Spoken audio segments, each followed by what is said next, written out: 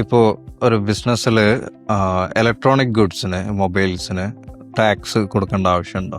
Last ഇയറിൽ FTAന്റെ ഒരു സർക്കുലറിൽ വന്നതാണ്. ഈ ഇലക്ട്രോണിക് ഗുഡ്സ് അല്ലെങ്കിൽ മൊബൈൽ ഫോൺസ് എല്ലാം അവരുടെയൊക്കെ റിവേഴ്സ് ചാർജ് മെക്കാനിസത്തിൻ്റെ അണ്ടറിൽ വരുന്നതാണ്.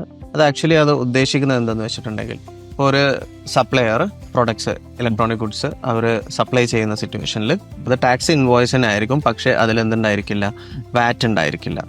ഓക്കെ, അപ്പോൾ അതിലുദ്ദേശിക്കുന്നത് B2B ബിൽസിൽ വരുന്നത് എന്തായിരിക്കും, വാറ്റ് ഇല്ലാത്ത ബില്ലായിരിക്കും വരുന്നുണ്ടാവുക.